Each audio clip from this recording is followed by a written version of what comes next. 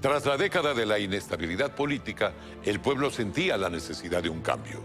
Llegó con fuerza la Revolución Ciudadana, liderada por Rafael Correa Delgado, con la bandera del socialismo del siglo XXI. ¿Cómo empezó todo esto?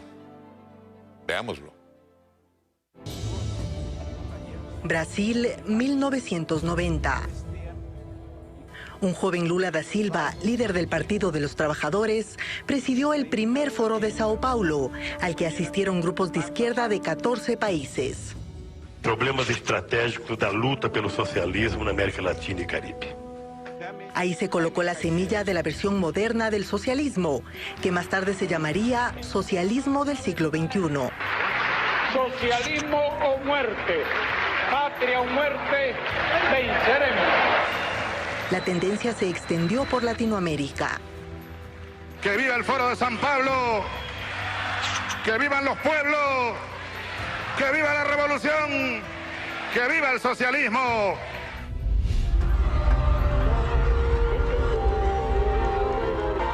En Ecuador, Rafael Correa Delgado se convirtió en su máximo representante, con un discurso de cambio radical y de el ser humano sobre el capital, ganó una elección tras otra durante una década. La ciudadanía del Ecuador el 26 de noviembre. Llegó por primera vez al poder en 2007 y enseguida ejecutó su principal ofrecimiento de campaña. Esa Asamblea Nacional Constituyente de plenos poderes que busque superar el bloqueo político, económico y social en el que el país se encuentra. Sometió su propuesta a consulta popular, pero para llevarla a cabo tuvo que sortear la pugna entre el Tribunal Supremo Electoral y el Congreso, que terminó con la salida de 57 legisladores de oposición. Este Tribunal Supremo Electoral ha procedido a destituir de sus cargos o dignidades de diputados y suspender los derechos políticos por un año a todos los diputados que votaron por la sustitución y en contra de la consulta.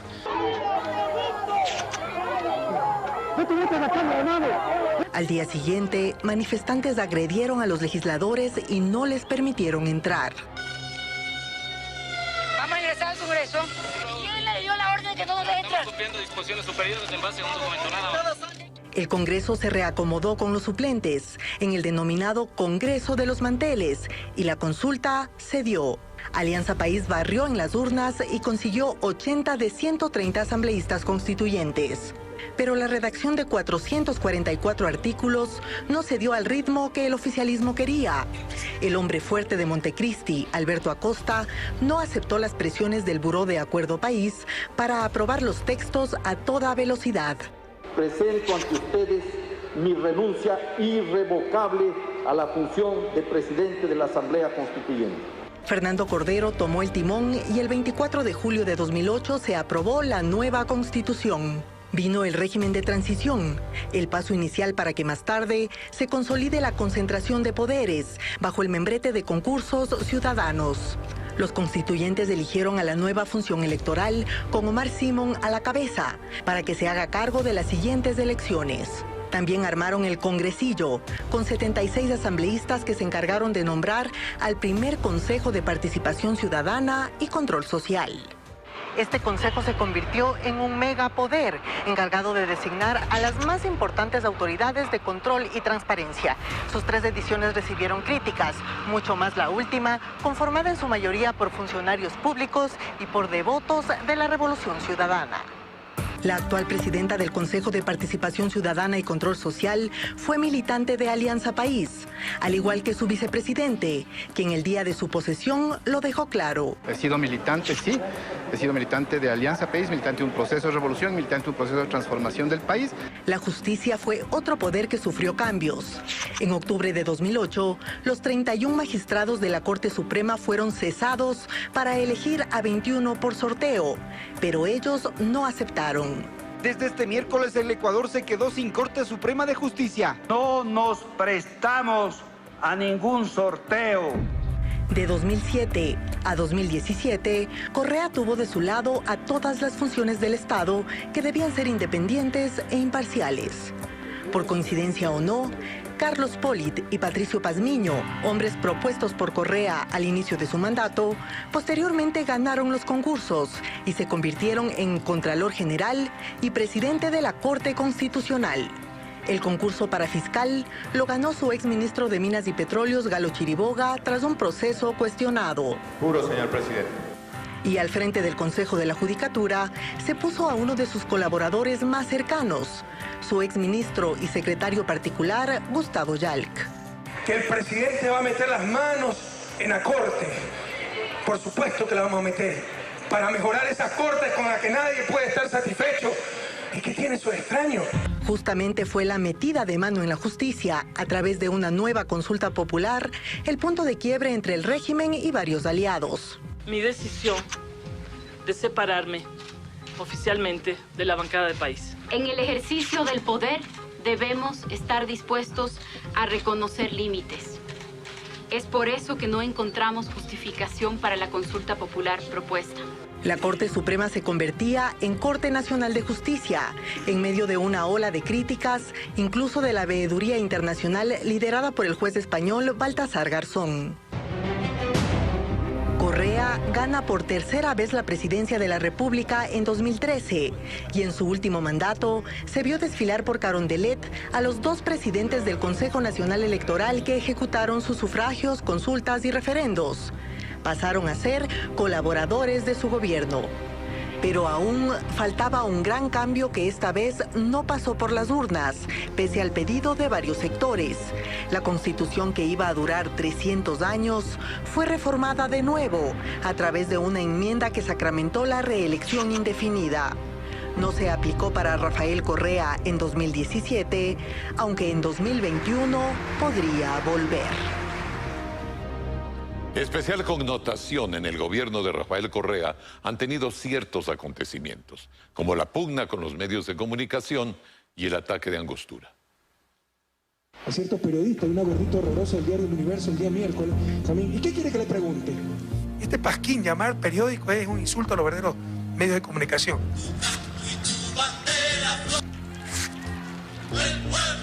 Por eso esta prensa corrupta ni para cangrejada, porque también se intoxican con los cangrejos. La prensa corrupta ni para madurar aguacate, compañero. Tendenciosa, maliciosa. En 10 años de gobierno, las críticas y calificativos para periodistas y medios privados fueron una constante. Quizás un día clave fue cuando el mandatario invitó a periodistas a debatir sobre libertad de expresión. Entre ellos estaba el entonces jefe de opinión de Diario El Universo, Emilio Palacio, y la discusión pronto se salió de control. No me interrumpa. La obligación de denunciar cuando hay un atraco. Una más, Emilio, y voy a tener que hacerlo retirar. Sáquelo a este señor. No puedo.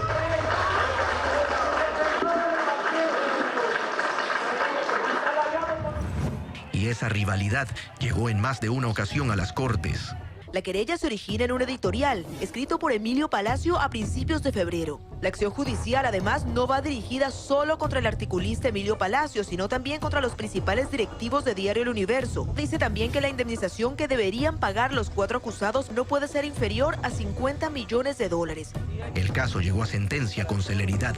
El juez Paredes dijo que tuvo tiempo para leer 3.700 páginas del proceso y emitir su fallo en menos de 24 horas.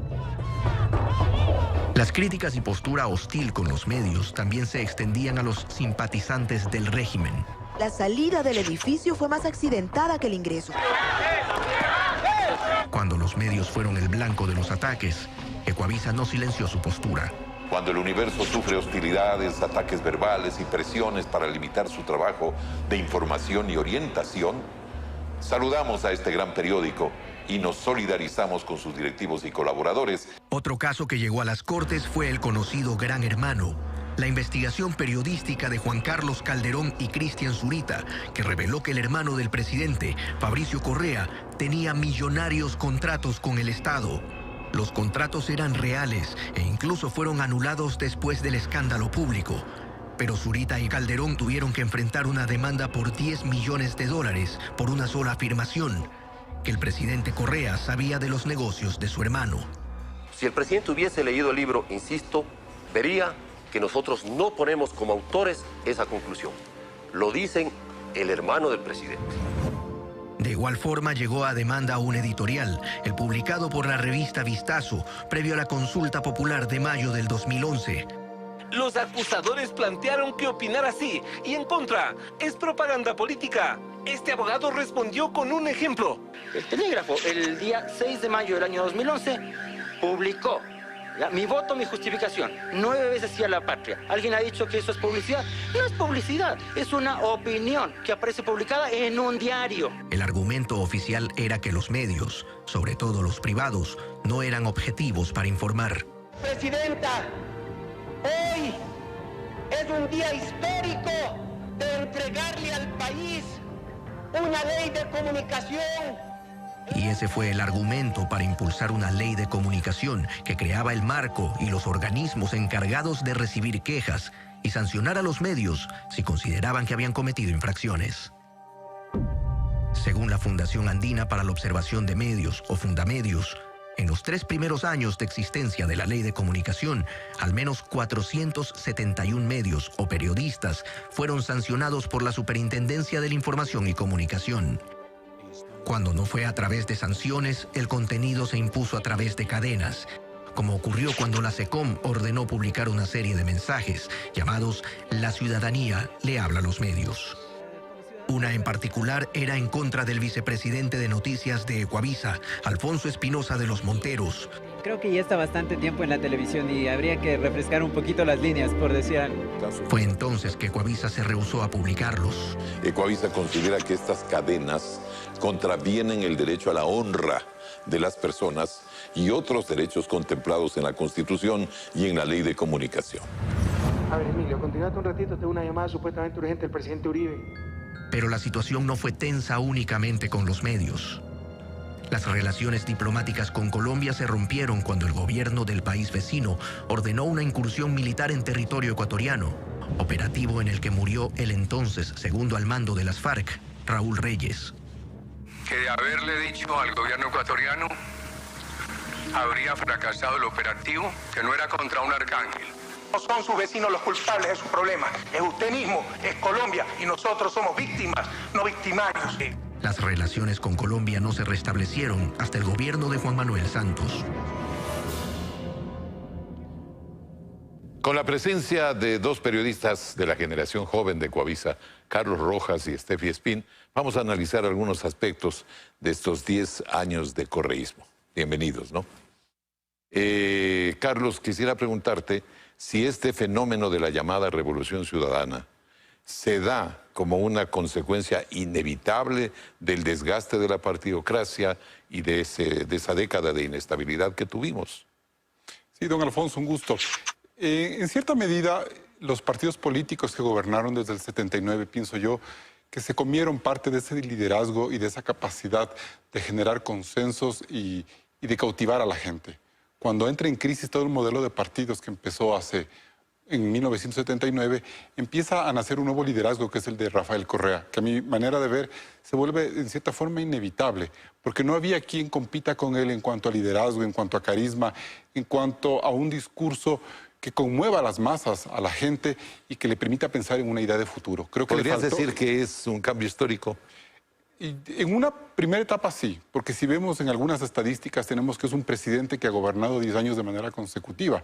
Eso es un récord en un país inestable como el Ecuador. Me parece que las bases que se quisieron sentar movían hacia una idea de revolución, pero lastimosamente el ejercicio del poder le vuelve al gobierno de la Revolución Ciudadana un gobierno similar al de los partidos políticos. ¿Podría ser el liderazgo de Correa tan permanente como fue el de Velasco Ibarra o el de León Febres Cordero, de liderazgos de época? Claro. Ahora, independientemente de los periodos, yo diría que una revolución tiene futuro en la medida en que significa en sí una transformación profunda social de las estructuras de poder. Y eso va y dista mucho de los discursos, del papel, porque la legislación y el papel aguanta mucho, sino de lo que en realidad puede sentir y palpar la sociedad del pueblo ecuatoriano. Y lo que es cierto es que hace una década el pueblo ecuatoriano sí demandó cambios profundos de la estructura social de poder. Participación ciudadana, que no tengamos un dueño del país, que los jueces no sentencien en función de los amigos del poder y una lucha contra la corrupción. Si hoy 10 años después volvemos a analizar esos mismos temas, creo que seguimos con los saldos en rojos y sigue pendiente esa deuda. Entonces, si hablamos de una transformación social profunda de la estructura de poder, creo que todavía la deuda sigue pendiente y por ende los retos siguen ahí. Y no solo eso, sino que sin desmerecer los avances que sin duda se han dado por un modelo preponderante estatal en la inversión pública, en educación, en salud, etcétera, el costo no puede ser jamás menos democracia y menos libertades. Creo que eso más bien dista mucho de lo que realmente significa un verdadero proceso revolucionario, ¿no? Exacto, quería incidir en eso, Carlos. ¿Esta es un modelo socialista propiamente dicho o es un populismo de izquierda? Se queda ahí. Es un modelo populista porque tiene muchas características. Hay un discurso, hay un carisma, hay una conexión con el pueblo. Y sobre esas decisiones y sobre esas conexiones se toman decisiones y se avanza hacia un proyecto que empieza a perder la lógica o la estructura de un modelo que debería funcionar de forma continua, estructurada, planificada. La palabra, ¿no? Al quedar eso fuera, lo que nos quedamos es, como decía Steffi, ese discurso, esa conexión con el pueblo que no necesariamente se traduce en logros concretos o en una mejor democracia. Y lo último, Steffi, quisiera preguntarte, tú que estás en la rutina diaria de un noticiero, haciendo entrevistas todos los días, bueno, las experiencias que hemos tenido los medios de comunicación y los periodistas en estos 10 años han sido muy duras, ciertamente, por los acosos del gobierno, por las restricciones de la ley de comunicación. ¿Cómo has vivido tú eso, en lo personal, cómo lo has sentido? Con algo más grave incluso, Alfonso, y tú has tenido oportunidad de vivir los distintos abusos de los distintos gobiernos en varios periodos, pero yo creo que en este se logró institucionalizar ese abuso, que es distinto. ¿Por qué? El presidente puede haber partido en varias ocasiones de premisas falsas, creo yo, con respecto a la prensa, otras ciertas en función de la historia de nuestro país, porque es innegable que hay prensa mala, corrupta, pero hay prensa buena y honesta. Lo que sí es cierto, como decía Albert Camus, es que sin libertades la prensa no puede ser otra cosa más que mala.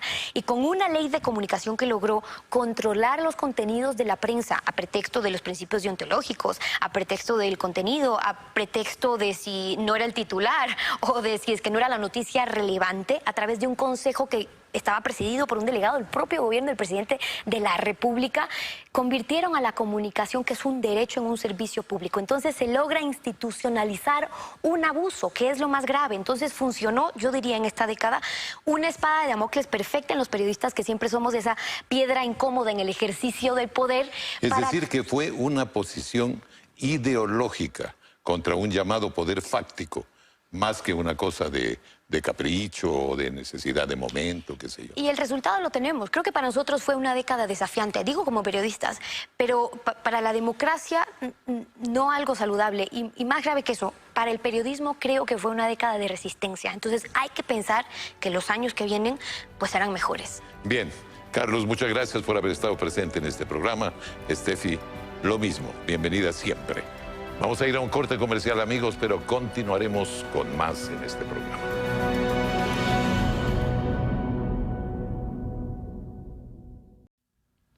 El 30 de septiembre del 2010 el país vivió una jornada de alta tensión cuando se produjo una revuelta en el Regimiento Quito de la Policía Nacional. Entre los uniformados se venía registrando un malestar por los cambios que el gobierno efectuó en cuanto a remuneraciones y bonos. En los patios del Regimiento Quito, los policías recibieron al presidente Correa, que trató de controlar el episodio personalmente. Explicó que el retiro de ciertos bonos habían sido compensados con aumentos salariales y otro tipo de mejoras. Pero la policía estaba enardecida. Si quieren matar al presidente, ¡aquí está! ¡Mátenlo si tienen ganas! ¡Mátenlo si tienen poder! ¡Mátenlo si tienen valor! En vez de estar en la lucha libre, con armamento escondido. La protesta continuó y el presidente fue refugiado en el hospital de la Policía Nacional, afectado por el gas lacrimógeno y una lesión en la rodilla. Allí permaneció por largas horas hasta que fue rescatado por una dotación del ejército. Un equipo de Ecuavisa, comandado por Hernán Higuera, estuvo allí, en el campo de batalla. Ustedes pueden apreciar, levántate, levántate. Ahí sale el presidente de la República.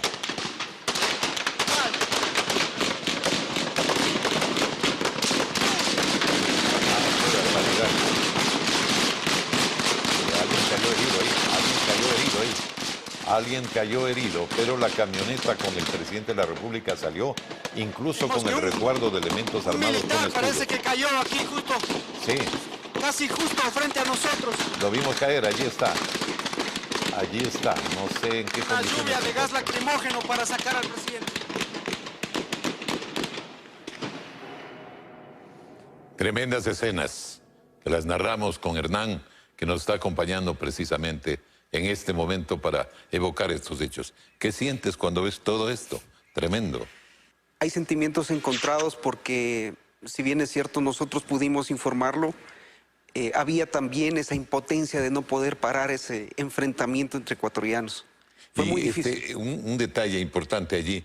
Tú estabas tratando de ayudar al policía, que era el cabo Froilán Jiménez, que resultó muerto. Él estaba apenas 10 metros de nosotros cuando cayó y lo que nosotros intentamos es levantarlo, retirarlo de ahí por la cantidad de disparos que había, porque lo veíamos moverse, intentando levantarse. Y es que tú y tu camarógrafo Antonio Narváez estaban prácticamente entre los dos frentes de donde entre los dos se disparaba. frentes de militares y policías, pero yo ese momento no sabía dónde estaba ubicado. No tenía conciencia de dónde salían las balas. Al siguiente día me doy cuenta que estaba en la mitad de todo eso. Eras un blanco perfecto para ambos lados. Hay imágenes en donde se ve y testimonios de compañeros nuestros del canal que estaban en la microonda, en la que dicen que sí, en mi caso me tenían apuntado. Había una luz roja en mi cabeza. Una luz de mira. Una mira. Tenía sobre la frente, amenazado constantemente. Ese día no era mi día. En buena hora, mi querido Hernán. La situación era transmitir lo que estaba sucediendo en ese momento. Yo empiezo a transmitir porque le escuché a usted el retorno en la transmisión del noticiero esa noche y allí me decido a buscar la cámara, el micrófono, ¿dónde están? Sí, porque hay que recordar que nuestro camarógrafo también estaba herido. Antonio y Narváez. Tú tomaste la cámara. Sí, ese día había la necesidad de información porque todo el día retransmitieron una cadena, fuimos obligados a enlazarnos a esa cadena, pero nosotros trabajamos como si fuese un día normal. Posteriormente, Hernán y Antonio Narváez, su camarógrafo, recibieron un premio en España, precisamente en el Premio Iberoamericano de Periodismo del Rey de España, organizado por la agencia EFE. Un gran honor para Ecuavisa, por cierto, y para ti también, mi querido Hernán. Gracias a todos por el apoyo, la confianza y el respaldo. Muy bien. Amigos, vamos a hacer aquí una pausa para continuar con los temas de estos agitados días, aquí, en el programa final de los 50 años de Ecuavisa.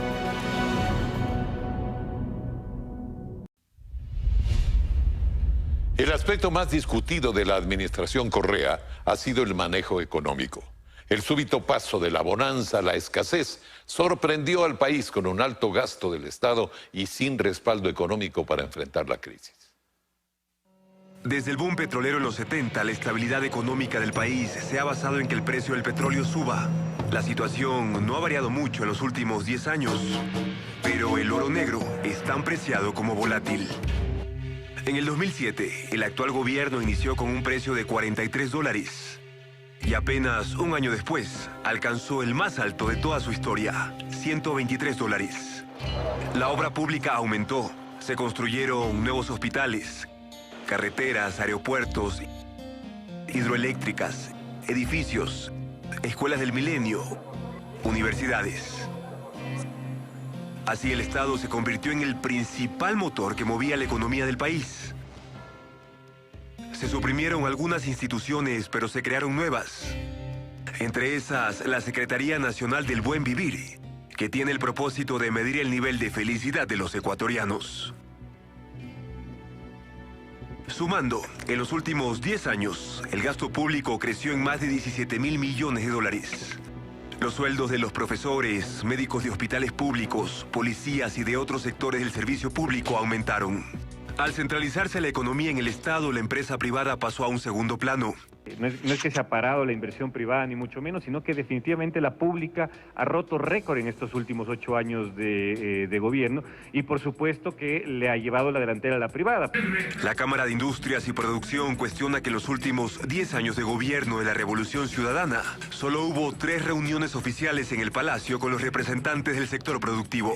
En los últimos años, la inversión privada ha venido perdiendo peso sobre el PIB. A mí me tiene sin el menor cuidado lo que diga este grupo de empresarios que se han creído dueños del país, o por el contrario, sí les pongo cuidado. Cuando critican algo, significa que hemos acertado, que vamos por el camino correcto. El presidente fortalece su acercamiento al gobierno chino para convertirlo en el principal inversionista y prestamista en las obras de las áreas estratégicas, como las hidroeléctricas y proyectos mineros. Aquí están los recursos del pueblo ecuatoriano, inversiones inteligentes que van a generar más riqueza. Con esto vino un endeudamiento agresivo que hasta octubre del 2016 representó el 38.6% del PIB, llegando casi al límite de endeudamiento legal, que es del 40% del presupuesto anual del Estado. En la última década se hicieron 25 cambios tributarios según la Cámara de Industrias, entre reformas y nuevas leyes como la Ley de Redistribución de Ingresos para el Gasto Social, el denominado Impuesto Verde que se cobra en la matrícula de carros, el impuesto a la salida de divisas, el anticipo del impuesto a la renta, entre otros. Esto hacía poco atractiva la inversión extranjera directa, que en 10 años ha significado para la economía poco más de 4.400 millones de dólares, una cifra baja comparada con otros países de la región, según la CEPAL. En 10 años nos alejamos de nuestro principal socio comercial, los Estados Unidos, que eliminó las preferencias arancelarias para el país por decisión del gobierno ecuatoriano. He sido extremadamente clara en decir que la TPDA es un tema minúsculo de la agenda bilateral. Quédense con sus preferencias arancelarias. Aunque con otro mercado importante, la Unión Europea, se logró un acuerdo de negocios que comenzó a regir en el 2017.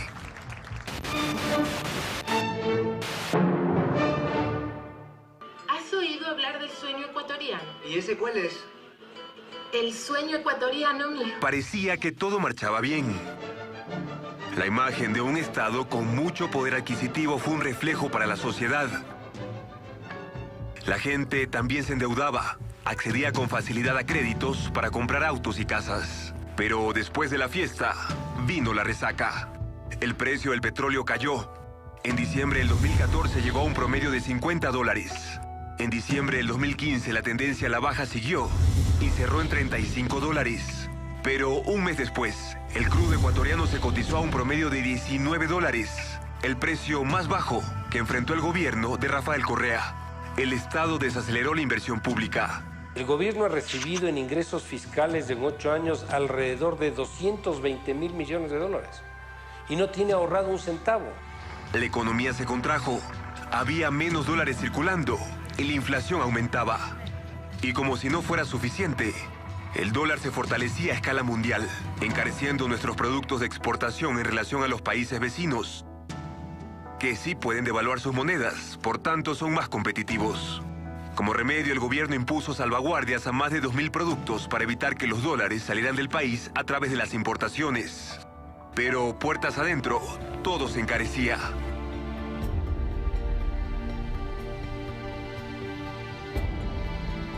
Casi todos los edificios se han caído. Ha sido como un juego de naipe aplastado hacia abajo.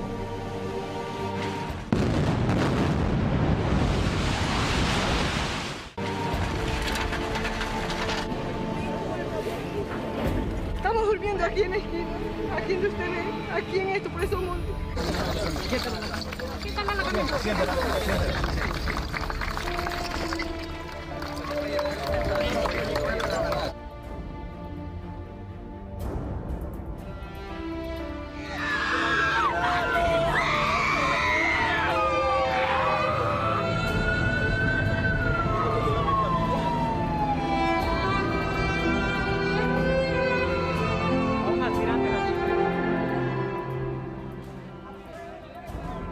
La tragedia del terremoto fue una boya de salvación a la liquidez del Estado.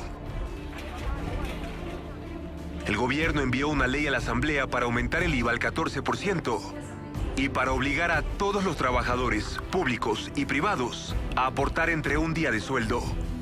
Además, entró dinero de los créditos del exterior hasta del tan criticado Fondo Monetario Internacional por 364 millones de dólares. ¿Inversión pública o gasto en exceso? Siguen siendo los dos términos en discusión después de pasar de la bonanza a una nueva crisis que dejó más de 80.000 desempleados y casi 400.000 subempleados en un año, entre junio del 2015 a junio del 2016. Una deuda pública alta y finalmente, después de todas las inversiones e intenciones de cambiar la matriz productiva, la economía del Ecuador todavía depende de que el precio del petróleo suba.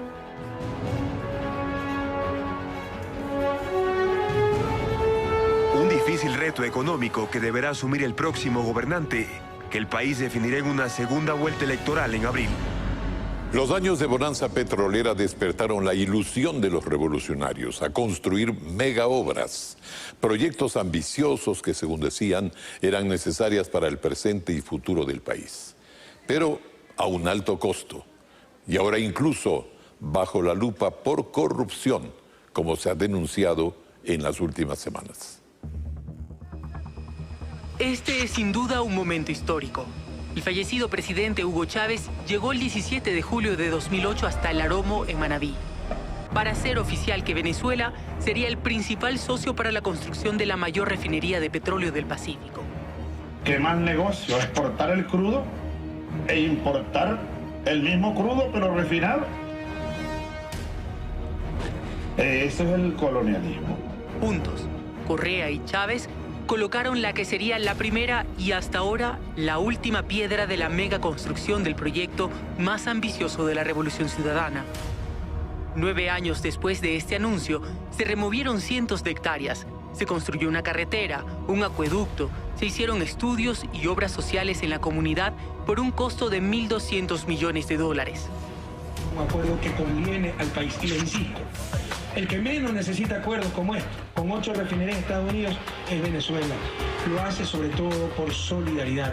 Así que, presidente Chávez, usted, su gobierno, el pueblo venezolano, tendrá la eterna gratitud de sus hermanos ecuatorianos.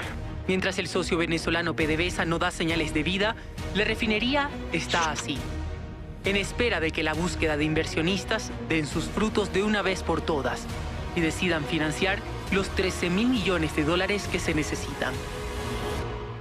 Pero a la par, otra ambiciosa obra se construía, el gasoducto de Monteverde, adjudicada a 263 millones de dólares sin licitación previa. El proyecto, como todos, era necesario. El país alquilaba un buque donde se almacenaba el gas, y una vez terminado el de Monteverde, sería un ahorro considerable para el Ecuador. Pero en lugar de concluirse en 4 años, se demoraron 7. Y costó 300 millones de dólares más que el precio inicial, es decir, 570 millones de dólares. Lo paradójico es que el gasoducto se inauguró en momentos en que el gobierno decidió sustituir el consumo de gas por electricidad, impulsando reemplazar las cocinas y calefones de gas por las de inducción o eléctricas. Otros grandes proyectos sufrieron tropiezos similares, como los aeropuertos de Santa Rosa y Tena, inaugurados en el 2010 y 2011, a un costo aproximado de 50 millones de dólares cada uno. Con el potencial de hacer vuelos internacionales y la expectativa de que muchas personas estarían interesadas en volar a estas terminales, 7 años después, el aeropuerto de Santa Rosa tiene menos frecuencias y una sola ruta aérea, y el de Tena dejó de funcionar para vuelos comerciales. O sea, ahí hay un par de problemas. El uno, las carreteras han mejorado muchísimo. Y el segundo problema es la capacidad de compra. O sea, boleto de avión es un bien suntuario y todavía estamos en un país de renta media. Por ejemplo, en Estados Unidos usted tiene muchos aeropuertos, viajes cortos, pero de gente de alto nivel de ingreso. Entonces se ha tenido que restringir eso. Lo irónico de estos aeropuertos es que fueron proyectados dentro de un gran plan nacional de movilidad, que incluía la construcción de carreteras. Pero la bonanza petrolera nos permitía ser generosos, al punto de regalarle a 11 países que conforman la UNASUR un edificio. Y no cualquiera. Este, que ha ganado un premio internacional al mejor diseño por su arquitectura y que le costó al Ecuador 43.5 millones de dólares. También hemos podido permitirnos gastar $300 millones para construir en Quito 2 megaedificios que albergarán a más de 3.000 funcionarios públicos. Y hay otros casos especiales de obras importantes, en el que la inversión ha duplicado el costo inicial del proyecto, como la repotenciación de la refinería de Esmeraldas. Su rehabilitación estuvo a cargo de Petroecuador, con una inversión de $850 millones. Pero en lugar de eso, se sumaron otras obras y servicios que elevaron los costos 2 veces más. De manera que esta planta es importantísima para el país, siempre lo ha sido. Y ahora que se termine la rehabilitación en el 2015, le vamos a entregar al país una planta para funcionar 30 años más. Contraloría auditó alrededor de 180 contratos que muestran millonarias cifras, no solo de la repotenciación, sino también del sostenimiento de la refinería. Muchos de estos fueron suscritos en el periodo en el que Carlos Pareja Yannuzeli era gerente de Petroecuador. Pero nada de esto se sabría sin la investigación de los periodistas sobre los papeles de Panamá, que develaron las cuentas offshore que miles de personas tienen en paraísos fiscales, entre ellos Carlos Pareja. Usted adquirió un bien inmueble en el cantón Saborondón, específicamente en el sector de Ribera del Batán, por un monto aproximado de $200.000. No, señora, en mi declaración patrimonial no consta ese bien, por lo tanto, no es mi propiedad. Y así, la mega obra del gobierno se convirtió en un mega escándalo de corrupción. El hombre de confianza del gobierno, la pieza clave de uno de los proyectos más grandes de la Revolución Ciudadana, que ocupó cargos importantes en los sectores estratégicos del Estado, huye del Ecuador en agosto de 2016. Era la referencia del patriotismo, de la honestidad, fue el que inició el proceso de caducidad contra Occidental, ¿no? Pero así es el corazón del hombre. En arca abierta, el justo peca, dice. Desde entonces, se ha ido descubriendo a cuentagotas cómo operaba la red que movía millones de dólares dentro y fuera del país con dinero del Estado. Hasta ahora, 16 personas han sido procesadas judicialmente y halladas culpables por cohecho. Pero los tentáculos de la corrupción parecen ser más largos y profundos. Los dueños de la compañía constructora brasileña Odebrecht aseguraron que dieron $33.5 millones en coimas a funcionarios ecuatorianos para obtener contratos con el Estado. Un escándalo que no solo ha salpicado al Ecuador, sino a otros gobiernos de la región donde operaba la compañía brasileña, y donde ya se tienen nombres de algunos presuntos implicados, y en otros casos hasta detenidos. ¿Se acuerdan de estas imágenes? Es el terreno donde se quiere construir la refinería del Pacífico. Odebrecht se encargó de ese trabajo, pero aún no se ha podido determinar si hubo coimas en la contratación de este proyecto. Lo único que ha revelado la Fiscalía es esto. ¿Saben qué sabemos del caso Odebrecht? ¿Saben? Yo sí sé. Sé quién es el corruptor. Es Odebrecht. Ya lo sabemos. Así es que hemos avanzado. Ya sabemos que ellos son los corruptores. Con el lema que había que hacer todo extremadamente rápido, se construyeron megaobras como estas, bajo la contratación directa, sin concurso y a dedo.